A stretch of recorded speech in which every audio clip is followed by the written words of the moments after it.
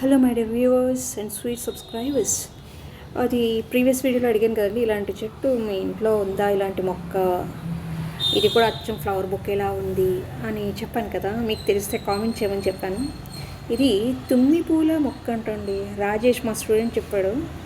మరి ఇన్ని నాళ్ళ నుంచి చూస్తున్నాం, రోజు చెప్పలేదే అని అడిగితే, ఏమో మేడం మీకు తెలిసేమో అనుకున్నాను అన్నాడు. అయితే నా వీడియో చూడలేదా మరి అని అడిగాను. తుమ్మి పూల చెట్టు అటండి. ఈ పూలతో శివుడిని పూజిస్తే చాలా చాలా మంచిదట. శివుడికి చాలా ఇష్టమైన పూలు అటండి ఇవి. కాకపోతే కొయ్యడం చాలా కష్టం, ఎందుకంటే చిన్నగా ఉంటాయి, చాలా చిన్నగా జాగ్రత్తగా కొయ్యాలి. ఇప్పుడే కొన్ని కోసి శివుడికి పెట్టేసి వచ్చేసాను. కానీ సరస్వతీదేవికి కూడా తెల్లటి పూలు అంటే చాలా ఇష్టం. సో సరస్వతీదేవికి కూడా ఇవన్నీ ఇప్పుడు కోసి పెట్టేద్దాము.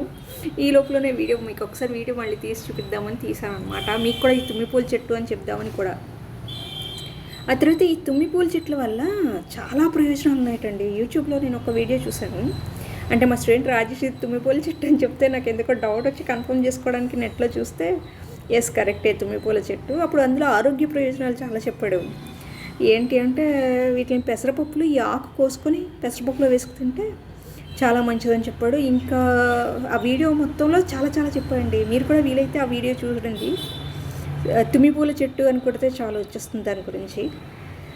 అదండి, చాలా ఆరోగ్య ప్రయోజనాలు ఉన్నాయట. పక్షవాతానికి ఏమో ఈ పువ్వులు తినాలని చెప్పినట్టున్నాడు. సరిగ్గా గుర్తులేదు కానీ చాలా చాలా చెప్పండి. ఈ చెట్టు వల్ల వచ్చే ప్రయోజనాలు, ఆరోగ్యమైన ప్రయోజనాలు చాలా ఉన్నాయని, ప్లస్ శివుడికి ఇష్టమైన పూలన్నీ. అదండి, ఈ ఆరోగ్య ప్రయోజనాల కోసం అయితే యూట్యూబ్లో వీడియో చూడండి. ఆ వీడియోలో చాలా బాగా చెప్పారు వాళ్ళు, ఈ మొక్క వల్ల, ఈ ఆకుల వల్ల, పూల వల్ల వచ్చే ప్రయోజనాలు. Thank you so much for watching. Keep watching. Love you all. Bye-bye.